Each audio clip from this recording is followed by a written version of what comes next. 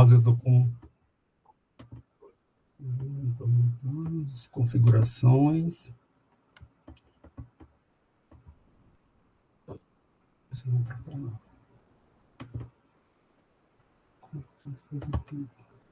Estou só com problema. Desculpa aqui que eu estou com um probleminha aqui na questão da... Não, nós aguardamos.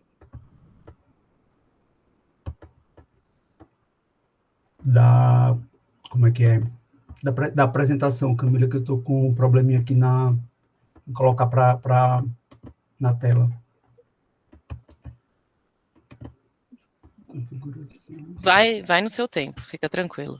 Não só aqui, porque eu estou aqui indo em configuração e não estou conseguindo compartilhar a tela, eu coloco para janela.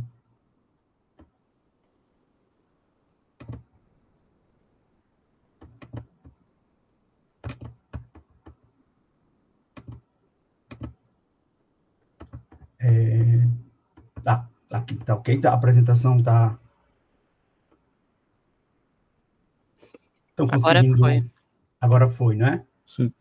Posso começar, então? Não, você precisa colocar no formato de... eu estou vendo o PowerPoint inteiro. Você colocar slides no formato de apresentação. Presentation mode.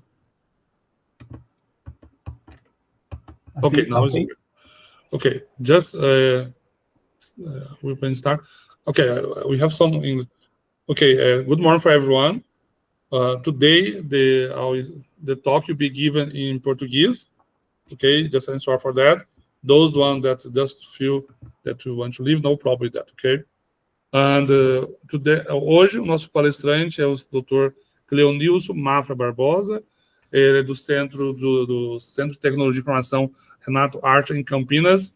Ele vai nos falar sobre síntese e caracterização de óxidos de nióbio e tântalo nanoestruturados obtidos por meio do beneficiamento dos minerais tantalita e columbita. Ok? Leonilson, com você agora. Vai se eu falo 1, 2, 3, pronto, tá? 1, 2, 3, com você. Obrigado.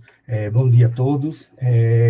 Agradecer inicialmente a oportunidade em poder compartilhar esse momento de construção do conhecimento e divulgação do trabalho que é feito em grupo, né, junto ao Centro de Tecnologia Renato Archer, à Unicamp, né, e especialmente ao Cine e todos que fazem parte disso, né. Então, me chamo Cleonilson Mafra Barbosa, e o que eu irei apresentar aqui, na verdade, é um compartilhamento, né, de alguns dados, né, e solicitação de contribuição dos demais pesquisadores, né, do centro, para que possamos construir e evoluir cada vez mais a ciência de um modo geral, né. E como o professor Dr. Juarez mesmo citou, né, o trabalho que eu irei apresentar é a síntese e caracterização, né, de óxido de nióbio e tântalo nanoestruturados obtidos por meio do beneficiamento dos minerais tantalita e columbita, né? Esses dois minerais que são uma verdadeira potencialidade aqui a nível Brasil, a nível mundo, não é que o Brasil aí detém essa riqueza mineral, né? A programação em si tem a apresentação inicial da súmula curricular, a introdução do trabalho, onde eu irei abordar a parte também, além dessa questão do óxido de nióbio e tântalo, um pouco sobre a questão da engenharia de minas, a geologia, nos efeitos voltados às questões ambientais que estamos vivenciando, né? Continuando com o procedimento experimental, alguns resultados, né, e as aplicações que estão sendo realizadas em andamento, né, e os possíveis impactos financeiros que essa pesquisa ela pode desenvolver junto Brasil/mundo, né? Então, inicialmente, eu sou graduado em Química, licenciatura, pela Universidade Federal do Rio Grande do Norte, né, fiz a especialização em docência no ensino superior, na Universidade do Potiguar. O meu mestrado e o doutorado é na ciência e engenharia de materiais, com ênfase em beneficiamento mineral, a parte de geoquímica, pela Universidade Federal do Rio Grande do Norte, e fiz um doutorado sanduíche, e com as orientações do professor Dr. Carlson, né, Dr. Umbelino e Dr. Chung Liu, né. o pós-doutorado na Química Inorgânica, na Unicamp, sendo supervisionado pela professora doutora Ana Flávia Nogueira, atual diretora do Cine, como pesquisador visitante na Unicamp, né, no Instituto de Química, também supervisionado pela professora doutora Ana Flávia Nogueira, e sendo colaborador técnico, né, da divisão de Nano, Microsistemas e Materiais do CTI Renato Acha, né, sendo supervisionado pela doutora Gilianei de Freitas, a qual que agradeço a todas pela contribuição, ajuda de sempre. Né? Uma pequena introdução aqui que eu trago é exatamente essa visão, o que nós estamos vivenciando há décadas, né? Que é exatamente a questão da queima de combustíveis fósseis, a questão do aquecimento global, um tema muito debatido, né, por todos os cientistas da área, né, e estamos vivenciando, além, né, dessa questão da renovabilidade, né, dessa matriz energética, né, uns ainda chamam de transição energética, hoje outros já estão mudando, né, e nossa função, exatamente como ciência, né, como Centro de Inovação e Novas Energias, é exatamente combater essa visão que nós temos aí da queima de combustíveis fósseis, que é exatamente pela a questão aí das alternativas, né, das alternativas que podemos, né, ocorrer essa transição energética, né, que inclusive a transição energética, ela foi citada muito na COP30, né, referente à transformação global, né, do sistema energético, migrando dessas fontes poluentes exatamente, né, para as alternativas renováveis e sustentáveis, né? E o tema, né, discutiu sobre substituição das fontes, né, qual o principal objetivo dessa transição, a descarbonização, o financiamento em si, né, foi um dos pontos mais polêmicos dessa COP30, exatamente devido à questão especialmente em países em desenvolvimento, logo mais eu irei até fazer um comentário sobre isso, né, e houve bastante divergências em relação em quem deveria arcar esses custos, né, e a urgência em liberação de fundos, que isso aí eu vou trazer quando eu falar um pouco à frente sobre a questão do nióbio, né, e o papel do Brasil em si, né, nessa COP30, ele teve como um país, assim, país sede, além de país sede, ele é detentor de uma matriz energética, né, majoritariamente limpa, né. Nós temos o exemplo no Rio Grande do Norte com a referência em energia eólica, né, então o Brasil foi colocado no centro desse debate, né, vem sendo visto como um exemplo potencial na liderança global dessa transição, né? Então, mas o país buscou demonstrar aliar crescimento econômico, buscando sustentabilidade, né? Mas apesar dessa transição, né, ter sido um dos temas importantes, né, terminou em resultados consideráveis, digamos, parcialmente, né, no que tange a questão do acordo global definido, né, para o financiamento necessário. E esse financiamento necessário, né, aí eu trago exatamente a questão desses, né, a capa, inclusive, de um livro, né, que são minerais extraordinários, que, assim, todo ramo da ciência, né, é dialogado, é construído e renovado, mudanças, né, como, por exemplo, até o ano passado falávamos muito sobre hidrogênio verde, agora estamos falando de hidrogênio de baixo carbono, né, e dentro do Serviço Geológico Brasileiro, né, dentro também no Ministério de Minas e Energia, esses minerais, eles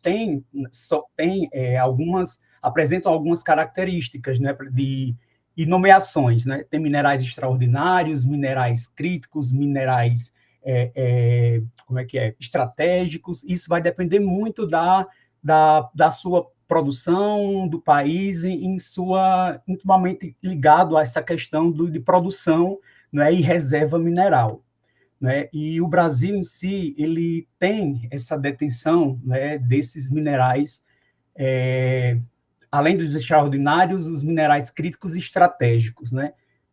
E essa parte, principalmente de minerais estratégicos e críticos, né, estão intimamente conectados, né, a importante demanda dessa, né, vivência efetiva que nós temos em relação à transição energética, né, essa renovabilidade da matriz energética. E o Brasil é pioneiro nesse cenário, né, devido ao seu potencial mineral, né, e esse potencial mineral, por exemplo, as reservas minerais essenciais, publicado em 2024, né, pela Agência Nacional de Mineração e o Serviço Geológico, né, tipo, colocou o Brasil aí, ó, em 2024, ele detém o primeiro lugar, né, mundial da produção de nióbio do mundo, né, em 89,9%. Esse valor ele varia entre aproximadamente 90% a 98% de reserva mundial, né, os outros 2% de nióbio estão concentrados aí no Canadá. O níquel como 12,3% da reserva mundial, o lítio como sexto lugar, o Brasil, né, tem essa reserva, e as terras raras, né, as famosas terras raras, os elementos terras raras aí, nós estamos em segundo lugar, né, na reserva mundial, apresentando aí 23% da reserva mundial, né? Em primeiro lugar está a China, e hoje essa questão, né, dessas reservas minerais, dos materiais minerais críticos e estratégicos, eles já é uma questão geopolítica, né? Exatamente por essa questão do que é utilizado, né, a partir desses minerais, né? Desde aí, na imagem anterior da pedra lascada até os dias atuais, né? Hoje nós estamos trabalhando exatamente com a questão da produção, né, de materiais, né, de materiais avançados, exatamente que requer esses minerais, né, devido a essa questão dos elementos químicos presentes nele, né? E, por exemplo, digamos, um carro elétrico, né? Ele hoje, o carro elétrico hoje ele tem uma demanda aproximadamente de 6 vezes mais insumos minerais do que um carro convencional, né? Um parque eólico também, ele detém aí 9 vezes mais recursos minerais do que uma usina a gás, né? E o nióbio, né, ele é classificado como estratégico, como crítico em alguns países, devido à baixa quantidade, né, mas ele entra dentro da categoria, né, da Agência Nacional de Mineração, na categoria 2 e 3, que é exatamente que ele é aplicado, aplicação em alta tecnologia, né, e a vantagem competitiva, porque ele vira diretamente ao superávit, né, da balança comercial de um país. Então, o nióbio, aí a briga pelo nióbio, por esses minerais essenciais, né, está cada vez aumentando essas questões geopolíticas que ultimamente estamos vivenciando, né, acordos aí entre países exatamente sobre essa questão, né? E não apenas a parte, digamos, produto fino, né, que hoje, em si, quem comanda, né, toda essa demanda dessa reserva mineral, a China, né, ela, além de ter uma das maiores reservas de terras raras, de lítio também, ele é o país que detentor do processamento, né, e o beneficiamento desses minerais. Então, chega até em torno de 80% do processamento e beneficiamento desses metais, eles são realizados na China, né? Por isso que sempre eu, como a parte de geoquímico, né, e digamos, defensor, né, de desenvolvermos tecnologia para implementarmos aqui no Brasil, né, nem apenas não a pesquisa aplicada, e sim a pesquisa de base, né, e principalmente essa parte de beneficiamento mineral, porque hoje o país exporta, né, no final da apresentação eu até coloquei uns dados financeiros, né, o Brasil exporta a matéria bruta e compra refinada, né? Então, por isso a importância da diversificação de países para mitigar esse risco geopolítico, né, que podem levar os custos de produção, que a produção desses materiais não é tão simples, né? Mas, voltando aí à questão do nióbio, né, as aplicações em si do nióbio, as principais aplicações em volta, como estamos falando em energia, né, tem aplicado no desenvolvimento de baterias lítio-íon lítio, né, o carregamento ultra rápido de valor de vida útil, né, também há estudos para o processo de produção de hidrogênio de baixo carbono, por meio de fotocatálise, há também a questão de capacitores de nióbio, a parte de energia, né, e as aplicações de nióbio, né, se eu poderia passar aqui um dia inteiro falando sobre minerais estratégicos, críticos, nióbio e tântalo, mas de forma resumida aí temos aí a indústria de aço, né, que é adicionado como aditivo do aço, principalmente aí o aço Eurofé nas indústrias nucleares, né? Melhora a resistência, a durabilidade do material, utilizado também na construção civil, no automotivo, né? Com componentes como disco de freio, né? Aí questões também de ímãs para carros elétricos. Na aeroespacial também é muito usado, né? Essencialmente nas ligas que suportam altas temperaturas, turbinas de geração de energia, né? Na parte da saúde, é um componente crucial em supercondutores para aparelhos de ressonância magnética nuclear. Na parte eletrônica, também utilizado como condensadores, né? Empregado em lentes ópticas, e tem outras aplicações também, né? Devido à questão da sua inércia fisiológica e baixa reatividade com o corpo humano, né? E também utilizado em algumas joias, né? Do nióbio. Então, a aplicação do nióbio é vasta, né? Mas fala-se muito em nióbio, né? Porém, os minerais, né? A formação geológica, quando nós temos nióbio, também temos a presença do tântalo, né? Mas o nióbio em si, ele tem uma configuração um pouco, digamos, complexa devido a diferentes números de oxidação dele, né? Formando redes cristalinas diferentes, né? Desde a hexagonal, ortorrômbica, tetragonal ou monoclínica. Vai de acordo aqui exatamente com a questão da forma que ele é abordado, né? Tipo, a que temperatura ele é produzido e o tratamento térmico que ele pode ter, né? Vai desde a questão da rede cúbica de corpo centrado a um polimorfismo. Já as aplicações do tântalo, né?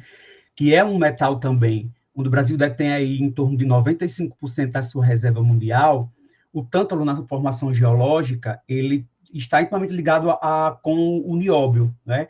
E, embora seja um elemento químico não tão famoso quanto o nióbio aqui no Brasil, mas toda a produção mineral, né, ele vem junto, o nióbio, né, com o tântalo em boa parte da formação geológica, né, que são as regiões onde tem os pegmatitos, né? E a indústria eletrônica, né, tem aí os capacitores de tântalo para celulares, computadores, né? Por ser um componente aí semicondutores, tem várias aplicações na parte de capacitores, né, dispositivos eletrônicos de forma geral, né? E temos também aplicação em ligas metálicas, né, a questão para turbinas em aeronaves, reatores nucleares, na indústria química em relação estão resistentes à corrosão, né, as aplicações odontológicas, em óticas, enfim, é uma gama de aplicações do nióbio e do tântalo. E a estrutura cristalina do tântalo é apenas a ortorrômbica, né, em forma de A2O5. E Andrade Cunha, em 2002, né, ele foi amplamente divulgado, apenas foram um dos autores onde trouxeram, né, a importância do nióbio tântalo, além do raio atômico deles serem muito próximo, e eles terem intimamente ligados a essa questão da formação geológica, eles fizeram a citação que, devido a essas propriedades intrínsecas, né, como excelente ductilidade, resistência à corrosão, elevados pontos de fusão e ebulição, né, ele tem boas condutividades térmicas e elétricas, eles possuem alto valor no mercado mundial, embora o Brasil exporte essa quantidade aí em relação ao mineral bruto, né? Mineral bruto que no final da apresentação, tem um valor deles, né? Mas aqui nós temos as amostras aqui da tantalita, né? A tantalita que ela vem exatamente nessa questão aqui, mineral bruto, desculpa só um minutinho, e ela cominuída, e aqui nós temos o produto final, o pozinho branquinho, que é o óxido de nióbio e tântalo, né? E esse mineral é exportado, como eu coloquei até entre aspas, preço de banana. No final, eu vou fazer um balanço financeiro aqui dessas exportações, né? E essa pesquisa em si, eu busquei não separar o nióbio do tântalo, como temos comercialmente. Esse produto aqui desenvolvido é um produto que não tem no mercado, não é? Que é o óxido de nióbio com o tântalo, né? Ele junto em a mesma composição em si, né? Mas o que encontramos no mercado é um óxido de nióbio isolado do óxido de tântalo. E o meu pensamento foi exatamente obter esse óxido junto, e não isolá-lo exatamente para ver as possíveis aplicações que podem ser desenvolvidas nele. Então, esse material aqui é um material que não tem no mercado ainda. Né? O procedimento experimental é um procedimento aparentemente simples, né? mas não é tão simples assim, foram anos e anos. Temos material de partida columbita e tantalita, né, que passa pela questão da preparação física, desde a questão do quarteamento até o peneiramento. É feita uma análise, né, mineralógica para saber, né, se é rentável ou não para fazer o beneficiamento. Realizamos uma fusão alcalina, um tratamento ácido, uma lavagem, né, para retirar a eliminação de uns íons, e obtemos, no final, um óxido tratado.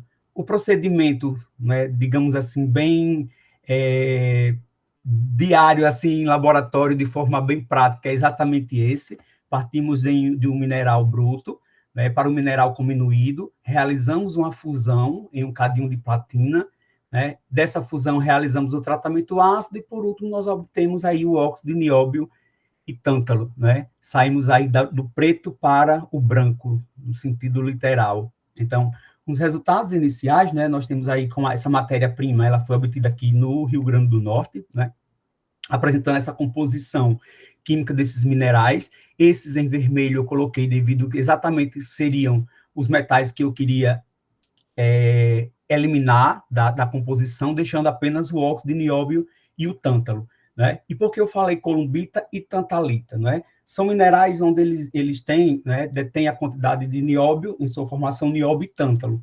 Quando ele tem um percentual maior de tântalo que nióbio, é chamado de tantalita. Quando o percentual de nióbio é maior do que o de tântalo, é chamado de columbita.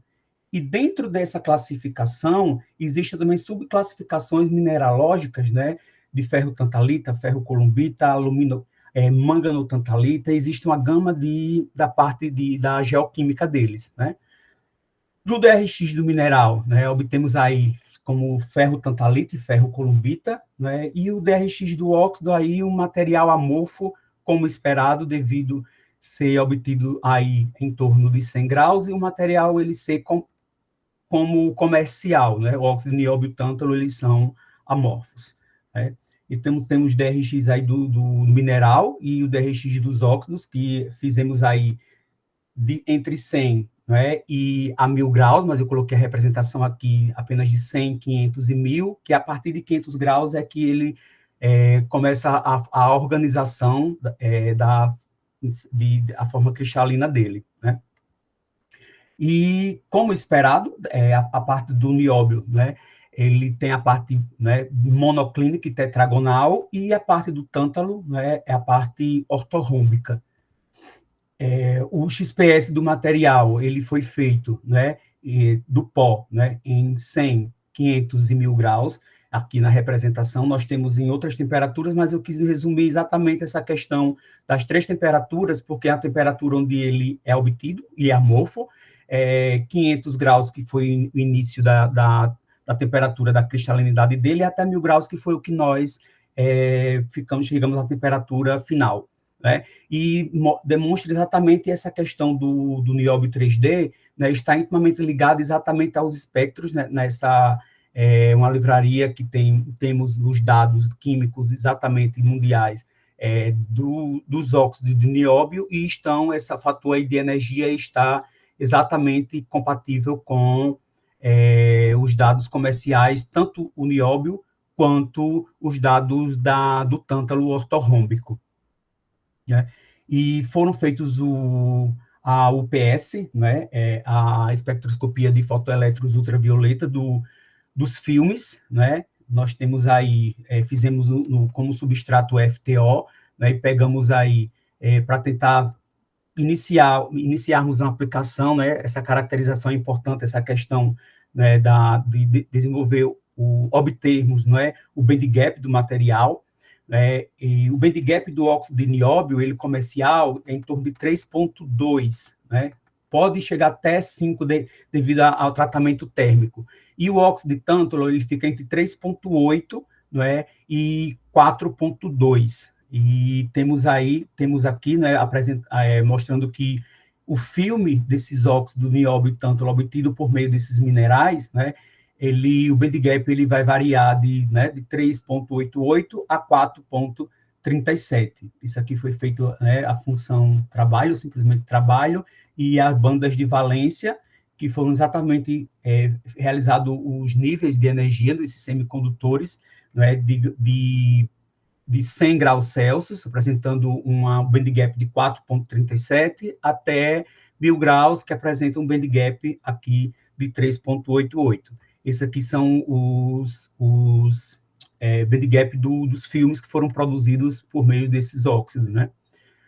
Aparentemente simples, porém esses filmes também, para serem produzidos, eles passaram em torno de 2 anos a questão dessa produção dos filmes, exatamente pela dificuldade, né, que na literatura encontrávamos formas, só que como esse material não é um material comercial, é um material novo, então todos os dados que tem obtidos neles são dados realmente que importa e que para fazer algo com eles realmente tem um nível de dificuldade muito grande, né, e de limitações também, né, porque eu sou na parte de geoquímica, de beneficiamento mineral, e eu contei com o apoio de vários colegas da Unicamp, do CTI, para podermos chegarmos a esses dados aqui, né?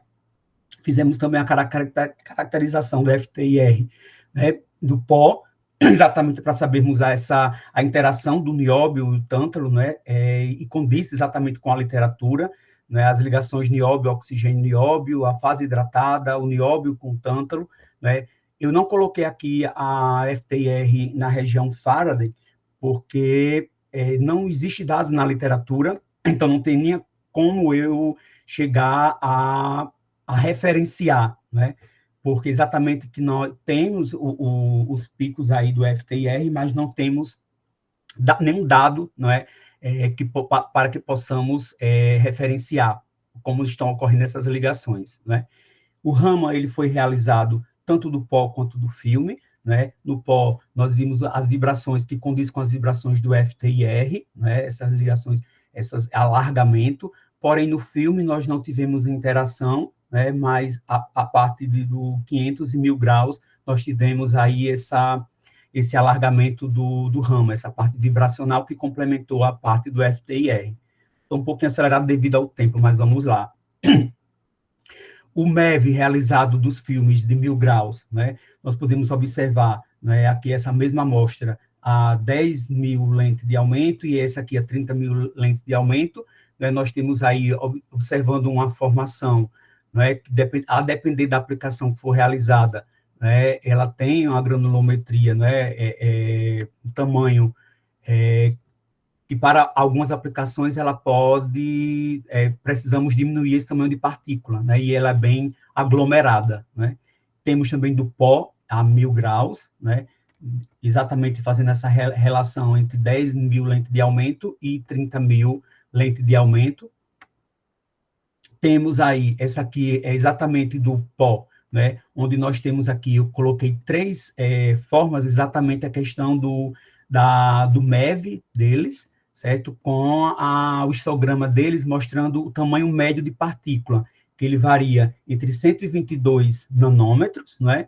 Nós temos também, devido à questão, lógico, de produção, de síntese, e questão também de moagens, de centrifugação, de processos que podemos realizar, né, para diminuir o tamanho de partícula, temos também de 195 nanômetros, né, o tamanho médio, como também temos também um tamanho médio aí de 300, aproximadamente 300 nanômetros, tamanho médio de partícula. Mas essas partículas aqui, nós observamos aqui que a partir de 50 nanômetros nós já temos algumas partículas que foram também referenciadas no MEV, né? Então, algumas aplicações que estão sendo realizadas em andamento, né, o grau de dificuldade principalmente foi em relação à questão de formar pastas com esse material, né, devido à questão da dificuldade de solubilidade dele, né, mas a célula solar de perovskita, né, com a colaboração da Andrea, né, fizemos aí essa parte como camada ETL, né, pegamos aí o TiO2 como padrão, que temos aí, isso aqui são dados que foram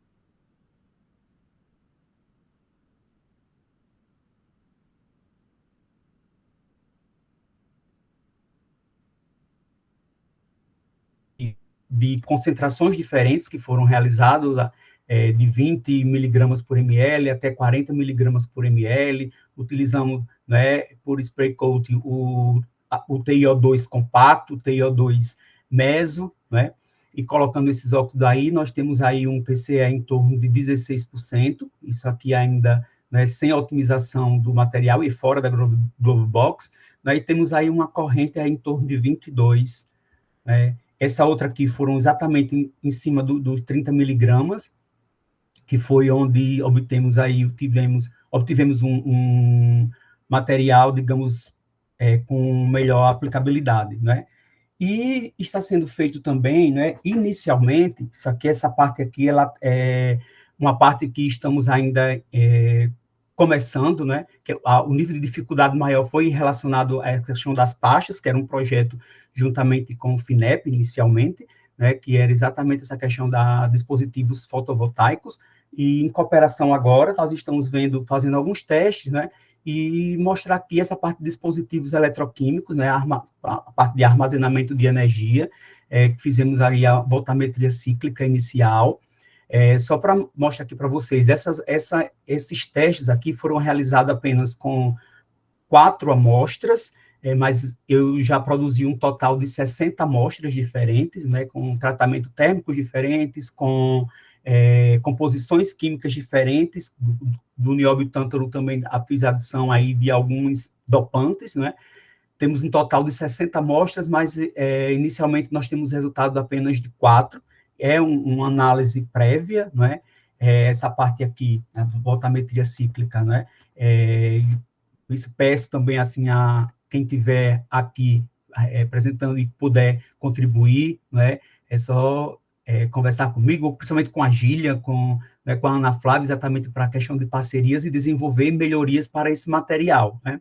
O formato dele aqui é quase retangular, característico de armazenamento de energia, né, o alargamento de curva com aumento, né, da taxa de varredura, e na estabilidade eletroquímica, na janela realizada, eles não foram observados picos de presença redox, né, e que é a natureza predominante capacitiva, né, do armazenamento de energia, né.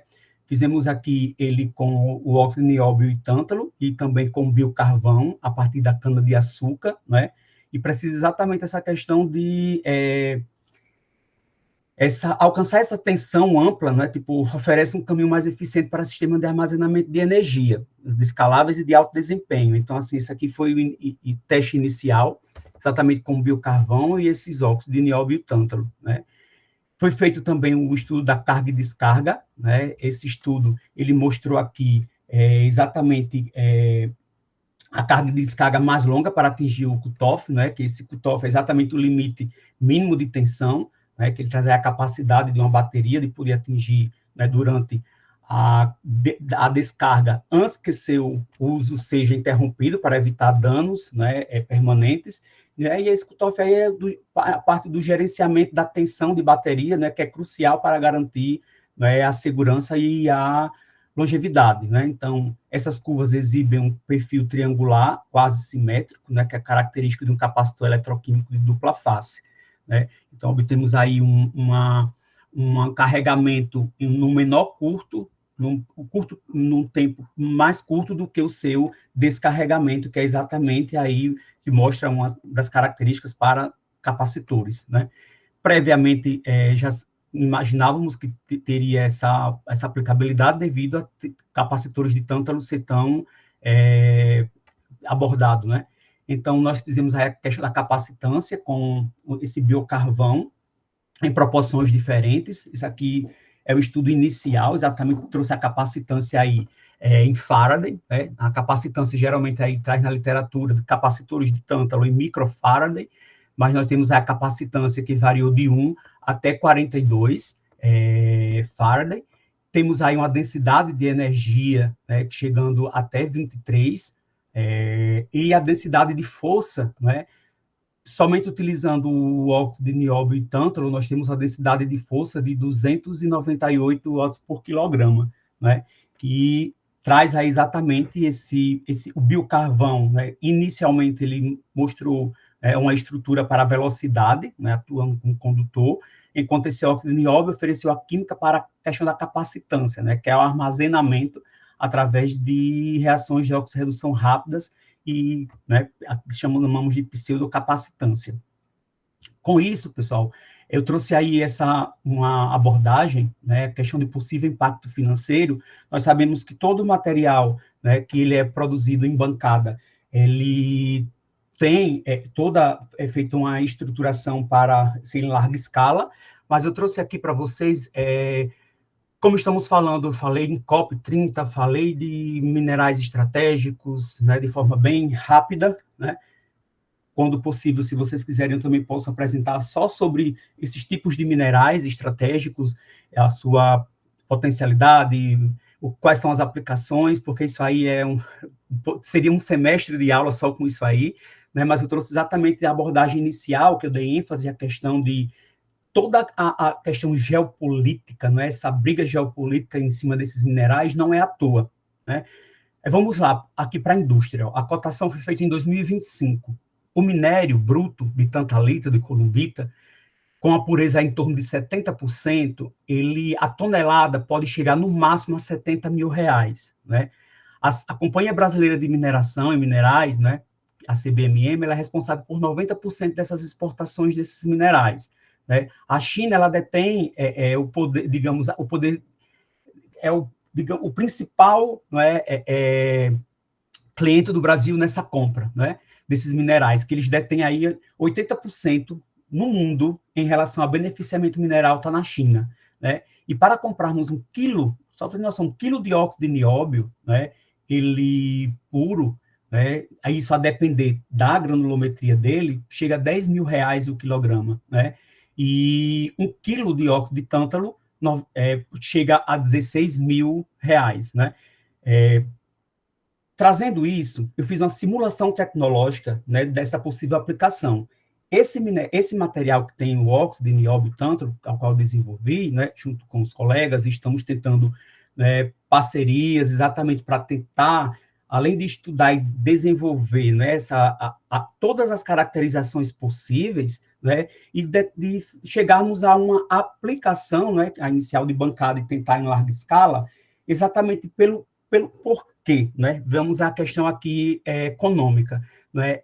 É um procedimento, né, digamos que possível de ser realizado, né, aqui nível Brasil, sim, essa é a parte de beneficiamento para a obtenção do óxido de nióbio e do tântalo. Essa metodologia em si que eu utilizei é um procedimento diferente do que os outros países utilizam, que eles utilizam, né, por vias de ácidos fluorídricos e outros mecanismos que não seja a hidrometalurgia, e eles obtêm o óxido de nióbio isolado do óxido de tântalo.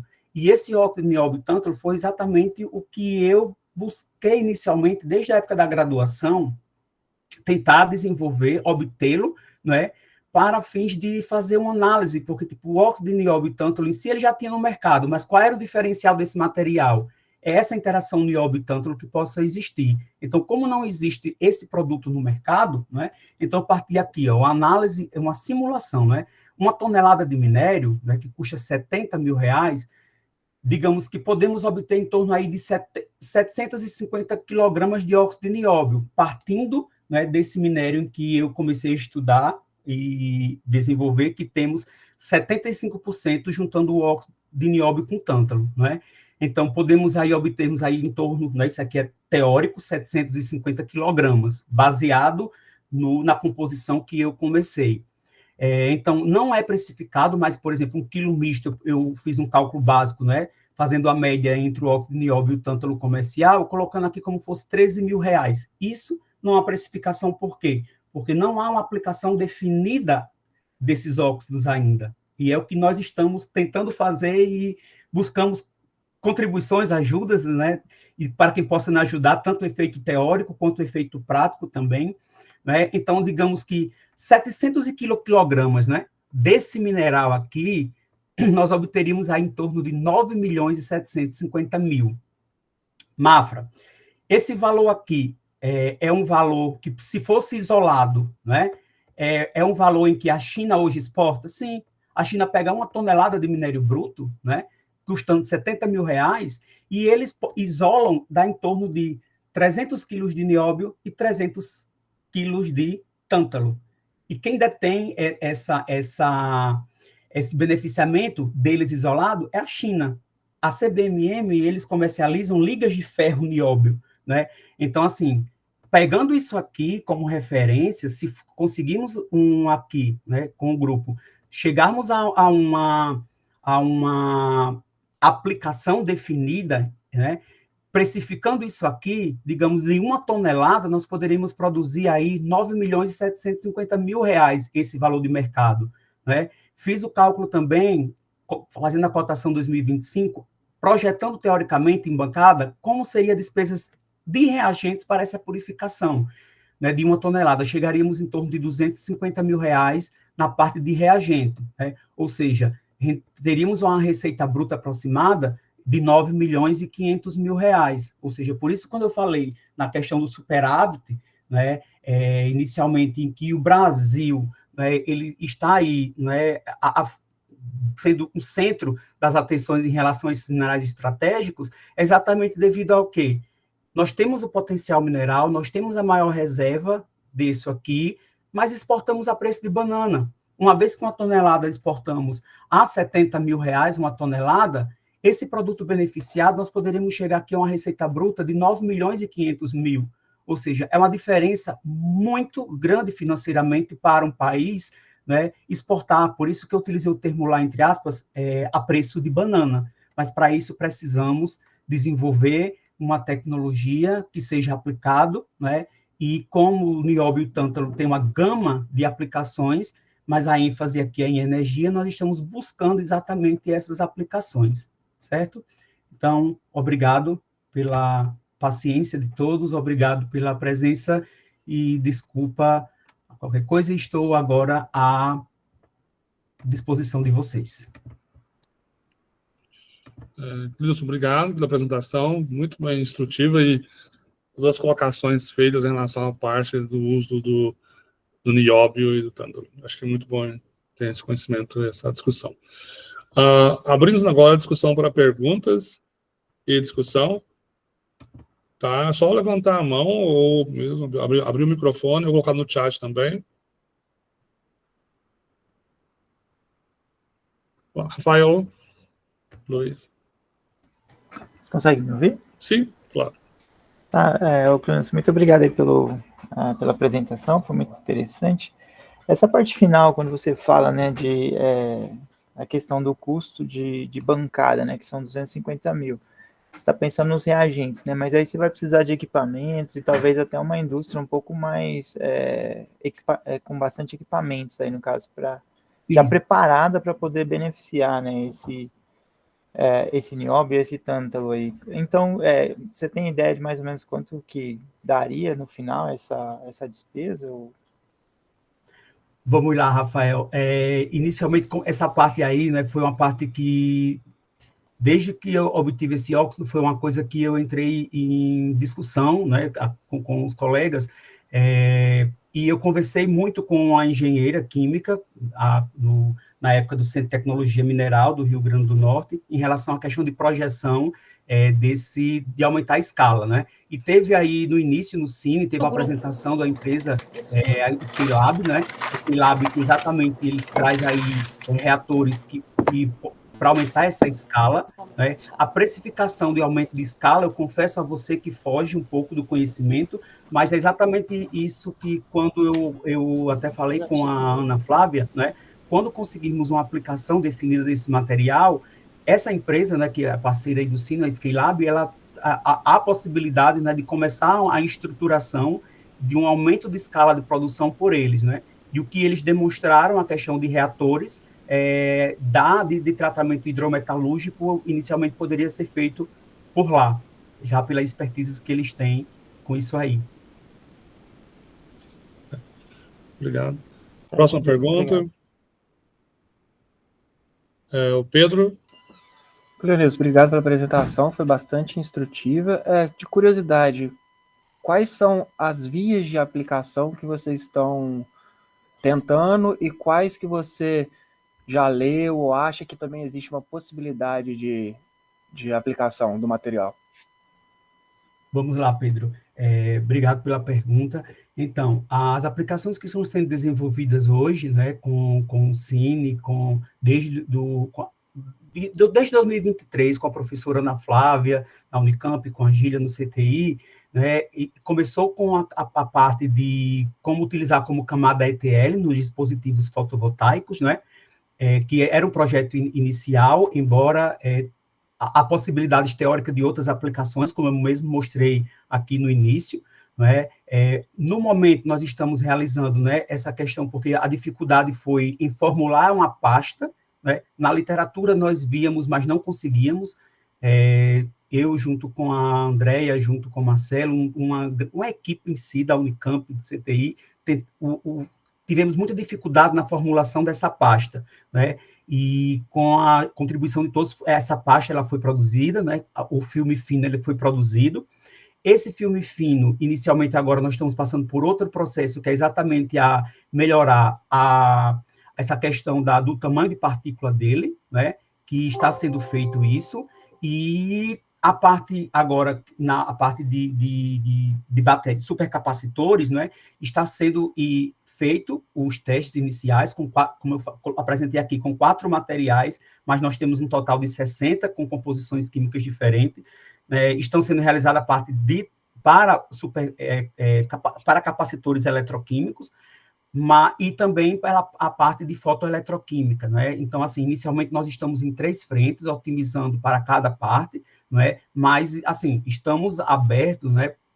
Principalmente tendo como principal fonte aí a Ana Flávia e a Gília, né, como parcerias para tanto desenvolver, aprimorar a parte teórica, né, esse professor Juarez pode contribuir, que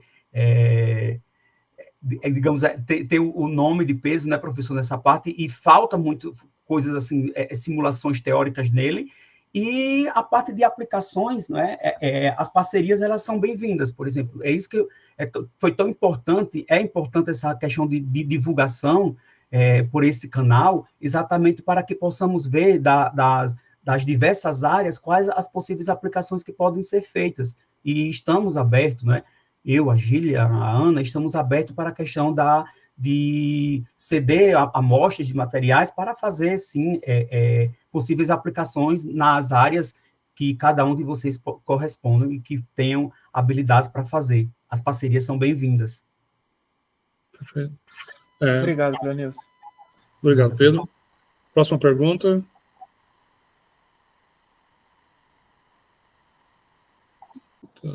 Rafael, novamente. Cleonilson, uma pergunta agora mais em cima dos resultados ali. Você mostrou alguns resultados de raio-x e depois do XPS, né? Quando você tem uma mudança de 100 graus para 500, você vê uma mudança drástica na cristalinidade, né?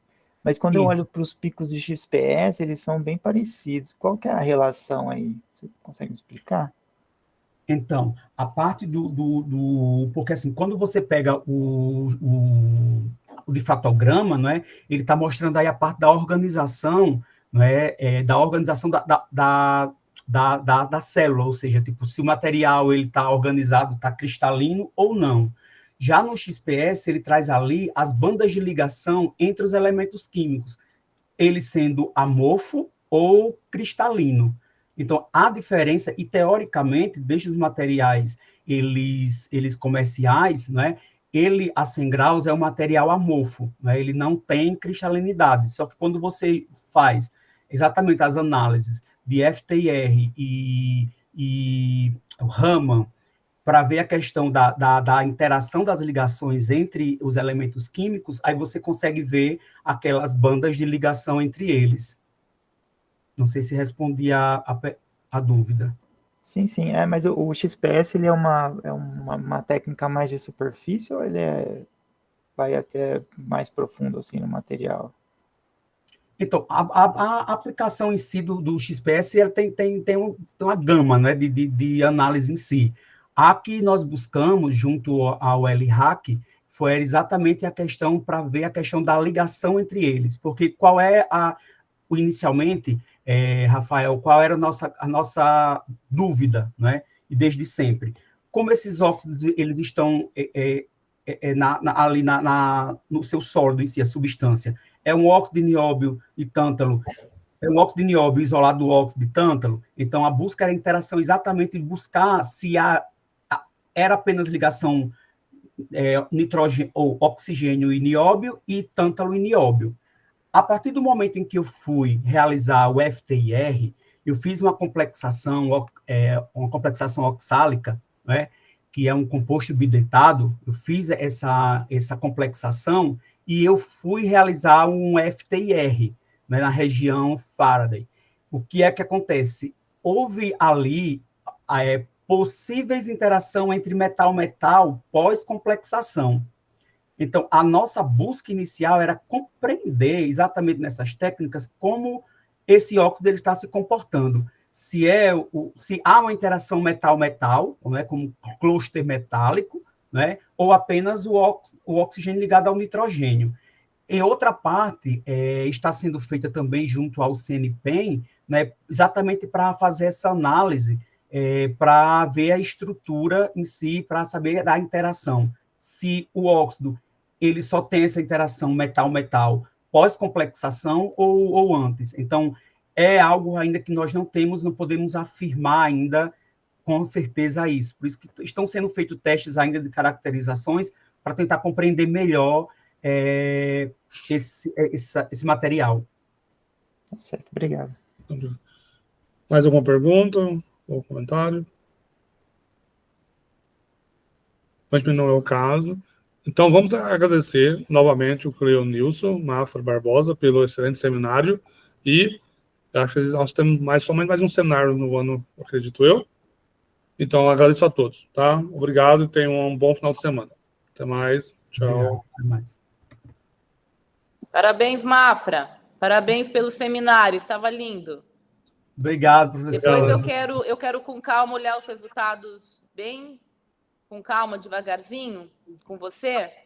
Certo. Vamos marcar uma hora, porque eu acho que eu vi alguns potenciais ali, algumas coisas bem interessantes ali. Muito bom, se apresenta muito bem. Muito obrigado, Mas eu professor. quero olhar com calma alguns resultados depois para a gente